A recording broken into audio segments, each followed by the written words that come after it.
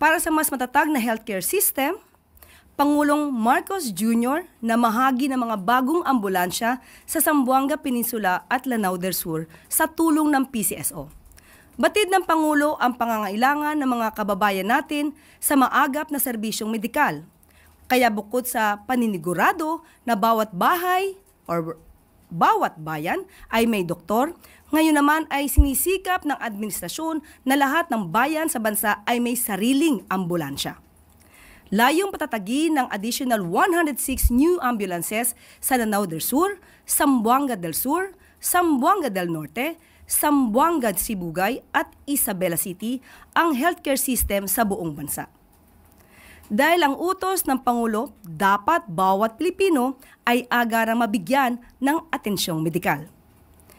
Bukod sa bago at maaasahan ang mga ambulansya, kompleto rin ang mga ito sa mga kagamitan gaya ng stretcher, oxygen tank, wheelchair, first aid kit, BP monitor at medicine cabinet.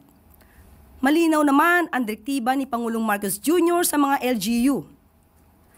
Pakaalagaan ang mga ambulansya upang matagal itong magamit sa serbisyo at lubusang mapakinabangan ng ating mga kababayan. Nasa 1,067 ambulances na ang napapamahagi sa buong bansa sa ilalim ng Medical Transport Vehicle Donation Program ng PCSO at liderato ni GM Mel Robles mula June 2022 hanggang July 2025. Patuloy lang ang pamamahagi ng mga ambulansya hanggang sa lahat ng lungsod at munisipalidad sa bansa ay may sariling emergency vehicle. Dahil sa bagong Pilipinas, ang kalusugan ay karapatan ng bawat mamamayan. Iba, it is Gov. Darrell's birthday today. So nagdala kami ng regalo para sa iyo. The municipal mayors that are here, also all my fellow workers in government, ladies and gentlemen, good morning. Ito ay kung maalala ninyo, ay nung sa SONA, malaking bahagi ng SONA ay pinag-usapan ko ang healthcare, ang mga benepisyong ibibigay natin para sa ating mga kababayan para naman maging mas magaang ang kanilang buhay na hindi nila inaalala na kung paano babayaran ang magpapatingin sa doktor, magpapagamot, magpapatest, lahat yon narinig nyo po. Kaya naman po, hindi po rin natin magagawa kung yung ating mga pasyente ay naka-stranded kung saan sila at wala silang ganitong klaseng sasakyan. Kaya ang ginawa namin ay sinabi ko, alam ko, dahil na-governor din ako dati, alam ko, ang sistema talaga, makikiusap ka, pupuntahan mo yung PCSO, at yung PCSO naman siguro tatanong sa Malacanang, bibigyan ba natin ito o hindi? Ito ba? Hindi, wala. Kinalaban tayo niyan, hindi pwede, hindi bibigyan.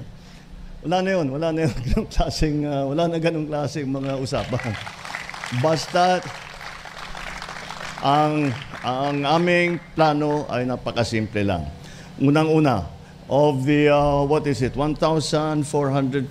LGUs in the country, cities and municipalities in the country, lahat ito ay magkakaroon ng at least one of these patient transport vehicles. Nakapagbigay na kami since June of 2022, nakapagbigay ng PCSO ng 1,067 sa lahat ng mga ating LGU. At hindi namin muna prioritize yung mga lalaking lungsod, the big cities, because usually meron na silang mga facilities, hindi urgent. Yung mga maliliit ang inuna namin. Yung mga inumpisa natin 4th, 5th, 6th class na municipality. Then slowly we'll work our way back. Ang natin sana yung kabuuhan ng ating pagbigay nitong patient transport vehicle ay matapos natin within the year. Magagawa na natin. And then, patuloy pa rin ang bigay namin. Kasi yung ibang bayan, malaki naman talaga. Kailangan dalawa. So titignan na natin, adjust na natin. So ang minimum bawat bayan, bawat lungsod ay merong ganitong patient transport vehicle. Kung titignan ninyo, hindi ito kagaya ng mga nakikita natin sa television at saka sa sine, yung mga malaki na ambulansya. At may dahilan kung bakit ganito ang aming kinuha. Dahil ito ang pinaka-practical para sa Pilipinas. Dahil ang naging karanasan ng marami na nakakuha nga ng mga magagandang at malalaki na makikintab na ambulansya ay hindi naman makapasok sa maliliit na iskinita, hindi mapuntahan, hindi pwede mag-off-road dahil kailangan sa kalsada lang, kaya hindi makalapit doon kung saan yung susunduin yung pasyente. At pagka nasira, napakamahal ng pyesa, walang marunong mag-ayos.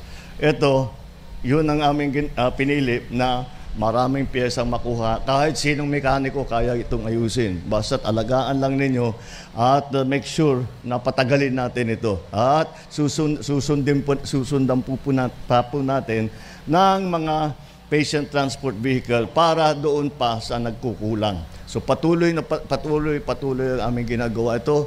Asahan ninyo na ang tibay ng katawan ng ating mga kababayan ay ang pinakamahalaga sa lahat. At nandito kami lahat ang pamahalaan upang tiyakin na lahat ng tulong na maibigay ng pamahalaan para sa pag-alaga sa ating mga kababayan ay ginagawa natin. Lahat ng makuha nating pondo na pwedeng gamitin, doon natin ilalagay. Nandito rin, at saka education, at saka infrastructure. Dito pa si Sani Angara, Secretary ng DepEd, kasama ko, dahil galing naman kami sa isang eskwelahan kung saan kami naglagay ng Starlink para may internet na ngayon doon. For the first time, nakakatuwa yung mga bata, mas marunong doon sa teacher nila kung paano gumamit ng internet. But ngayon, and that is another part of our program, magkakaroon ng internet lahat ng eskwelahan ng buong Pilipinas by the end of this year. At bukod pa doon, magbibigay tayo ng data para libre ang paggamit sa internet para sa ating mga guro, para sa ating mga estudyante. Ang trabaho, ang dapat na iniisip ng gobyerno ay paano pag-aangin ang buhay ng bawat isang Pilipino. And that's what we are trying to do. Tulungan nyo kami. We will do this. Basta't magsama-sama tayo, magtulungan tayo. There is a lot that we can do. That is, we have achieved a great deal, pero patuloy pa natin and so that we can achieve some more. And congratulations sa lahat ng mga naging beneficiary LGUs. Maraming salamat at magandang umaga po sa inyo lahat. Thank you, Mr. President.